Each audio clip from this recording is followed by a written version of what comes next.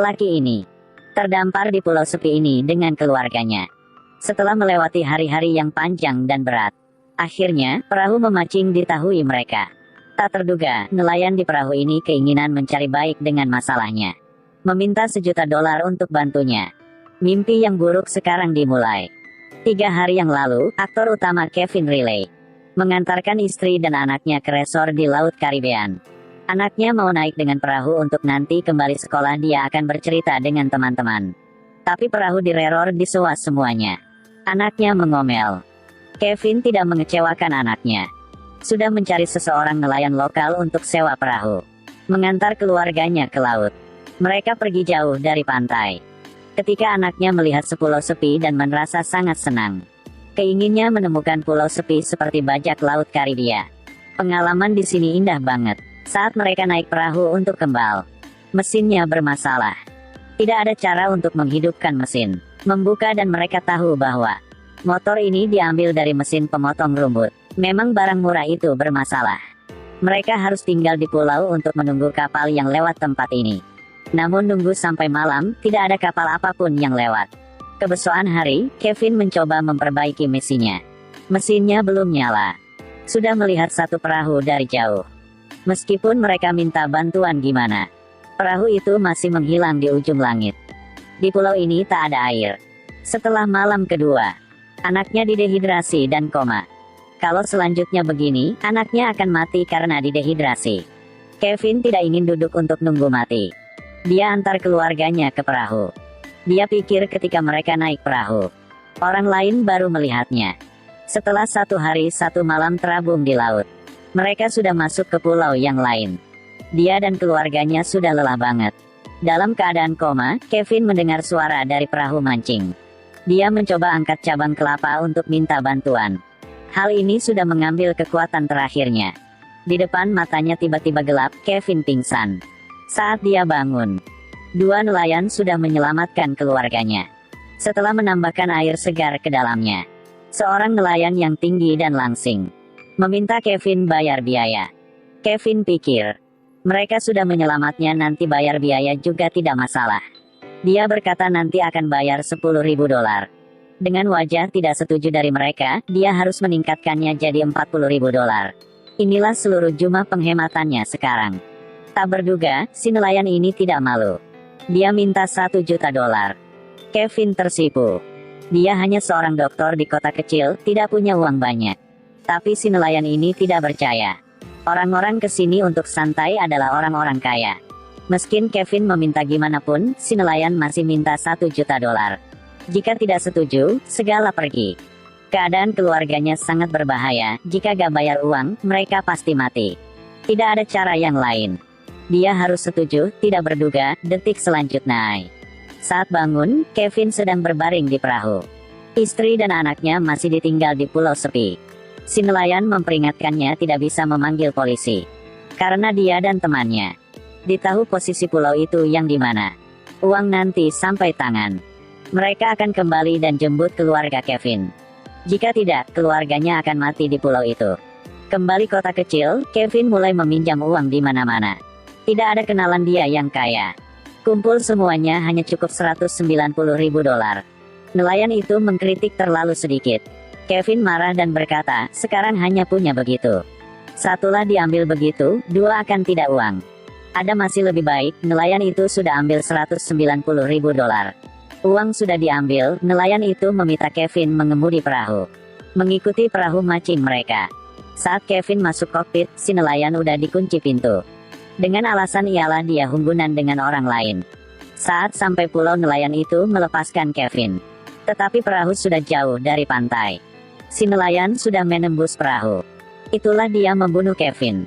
Keluarga Kevin ditinggalan di pulau sepi oleh si nelayan. Seletar menerima $190.000 sebagai imbalan. Si nelayan setuju mengantar Kevin kembali pulau sepi untuk menyelamat keluarganya. Tidak terduga, perahu kejauh pantai. Si nelayan menahannya di kokpit. Kedimuan menembus geladak dengan tombak untuk membunuhnya. Kevin buru-buru bersumpah hanya menyelamatkan keluarganya, dia akan bilang apa-apapun ke polisi. Tapi si nelayan tidak percaya. Dia pikir dengan cara ini lebih aman. Perahu berlahan-lahan tenggelam ke laut. Saat ini, si nelayan pergi dengan nyaman. Kevin tenggelam di air, pikirannya masih pikir tentang keluarganya terdampar di pulau itu. Keinginan tinggal di dalam dirinya muncul. Dia memakai kenop pintu untuk memecahkan jendela dan berenang ke permukaan. Saat itu, ada kapal lewat dan menyelamatnya. Kevin segera memberitahu polisi dan menghubungi dengan Amerika. Kedutaan membuat rencana untuk menyelamatkannya. Kawasan itu punya ratusan pulau sepi. Jika kita mencari satu persatu, itu akan memakan waktu beberapa minggu. Kevin tahu, istri dan anaknya hanya bisa bertahan sampai besok. Cara lebih cepat itulah menangkap dua nelayan itu. Kemudian buat mereka kasih tahunya di mana pulau itu. Tapi polisi di kota kecil tidak setuju. Dia takut cerita tentang nelayan lokal yang merugikan turis akan menyebar. Mengaruh dengan wisata di daerah ini. Kevin tidak ingin membuang air liur padanya. Dia hanya tahu bahwa jika tidak bisa cari keluarganya tepat waktu, kemungkinan mereka akan mati karena dehidrasi. Dia ke hotel. Cetak peta pulau-pulau di sekitar area tersebut. Saat mengobrol dengan orang yang disukai memancing ikan, dia sudah mendapatkan saran. Si nelayan kulit hitam itu kalau ke laut untuk menangkap ikan, nanti akan ke pasar untuk dijual. Dia akan mencari mereka dengan cara ini. Kevin memberitahu petunjuk ini kepada ketua polisi, tetapi dia berkata, rencana saat ini adalah pencarian dan penyelamatan. Jika ingin menyelidiki, jumlah kepolisian saja tidak cukup. Kevin benar-benarnya tidak percaya dengan polisi, hanya bisa mengandalkan dirinya. Sendirinya melari ke pasar dekat laut. Sekarang sudah terlambat, pasar itu ditutup. Dengan bimbingan dari petugas kebersihan, dia ke pelabuhan. Berbohong ingin pergi memancing di malam hari. Dan menyewa beberapa nelayan. Dari situ, dia mendengar bahwa saat waktu ini, nelayan-nelayan berkumpul di bar yang samping pelabuhan. Kevin melari ke bar. Sebenarnya, dia sudah punya info tentang pelayan hitam itu. Tetapi orang yang dia ketemu bukan nelayan itu. Satu-satunya petunjuk terputus. Kevin putus asa, dan tidak tahu nanti bikin apapun. Tuhan tidak pernah menghalangi jalan hidup seseorang. Pada saat ini, penyakit akibat kerja kambuh. Dia melihat bekas luka besar di tangan pengemudi. Dan ingatlah di tangan pelayan itu juga punya bekas luka. Apalagi ini luka baru. Waktu luka ini sembuh belum sampai 1 minggu. Dia langsung menuju ke satu-satunya rumah sakit di kota. Setelah bercerita tentang keadaan keluarganya yang diketemu, dokter bersimpati dengan Anda. Tapi sebagai dokter, dia tidak bisa mengungkapkan informasi pasien. Dia diam-diam menutup tirai. Sendiri keluar klinik. Kevin paham itu. Berdasarkan informasi medis, Kevin menemukan catatan medis nelayan itu. Memfoto alamatnya. Sekaligus diambil pisau medis. Dia ikut alamat dan cari rumah si nelayan itu. Di dalam rumah, hanya ada seorang wanita sedang merawat bayi. Namun, di dinding, ada gambar nelayan pergi ke laut untuk menangkap ikan. Kevin buru-buru memfoto nomor perahu di bawah sudut foto. Saat ini, si nelayan kembali. Kevin meminta si nelayan mengantar menyelamatkan keluarganya. Tidak terduga, dia berpura-pura tak tahu apapun. Kevin marah dan memukulinya. Istri nelayan melihat itu. Diambil panah dan arah ke kepala Kevin. Istri nelayan mengangkat panah memancing. Mengarahkan ke kepala Kevin untuknya berhenti tangan. Saat ini, karena suara keras, anak nelayan bangun dan keluar untuk melihat. Oleh karena itu, Kevin harus mengeluarkan pisau bedah dan menyanderanya. Memaksa nelayan dan istrinya untuk meletakkan panah. Tidak terduga, saat si nelayan meletakkan panahnya di atas meja, anak panah itu melesat lagi. Anak panah itu menembus perut gadis kecil itu dan Kevin. Melihat anaknya mati, si nelayan dengan panik bergegas mencekik Kevin. Kematian sedang di depan matanya. Naluri bertahan hidup dalam dirinya terbangun. Dia cari pisau jatuh di tanah. Menusuk nelayan di leher. Saat dia bangun dan menyadarinya di rumah sakit, pergelangan tangan itu terbungkus borgol. Dia diduga sebagai pembunuh gadis itu dan ayahnya. Tidak peduli bagaimana dia menjelaskannya, kepala polisi tidak percayanya. Tindak selamat keluarganya dihapus juga. Kevin dengar itu jadi marah dan tergila. Polisi bergegas dan menjepitnya. Kevin ambil kesempatan untuk mencuri pistol dari seorang polisi. Memaksa mereka membuka borgol, lalu melarikan diri dari rumah sakit. Setelah subuh, dia pergi ke kantor manajemen pelabuhan. Berbohong bahwa dia adalah pemancing. Tapi sesat kelompok. berdasarkan nama kapal dan nomor yang dia berikan. Mereka menemukan pelabuhan tempat perahu itu disewa. Tapi masa sewa berakhir kemarin. Itulah perahu itu tak berada di pelabuhan ini lagi. Dia tak bisa cari teman si nelayan itu. Satu kali lagi kehilangan petunjuk, Kevin sangat tertekan. Saat ini, dia terlihat seorang sedang menelpon.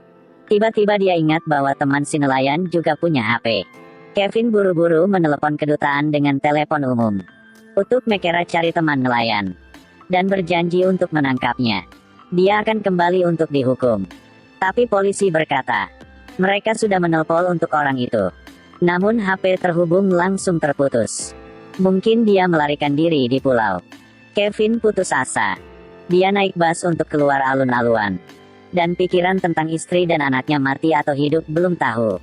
Dirinya tak bikin apapun. Dia menangis karena ketidakberdayaan. Saat ini, harapan nyala lagi. Dia berbalik. Seorang duduk di garis kursi terakhir itulah teman nelayan itu kan? Dua orang saling melihat, setelah itu nelayan itu berlombat keluar bus.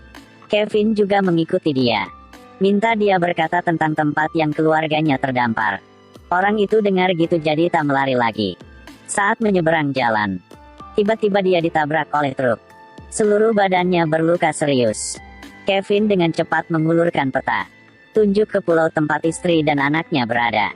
Awalnya Kevin ingin mengemudi ke pelabuhan Segela. Tapi sebagai dokter, dia harus membantu nelayan itu. Dia meminta sopir untuk orang itu ke rumah sakit. Sedangkan dirinya dengan sakit, melari ke pelabuhan. Penabungan waktu untuk selamat istri dan anaknya. Kevin angkat pistolnya untuk mengancam semua orang. Merampok feri yang akan berangkat. Setelah mengatur pelayaran, dia meluncurkan dengan cepat. Saat ini, polisi laut sudah mendekati.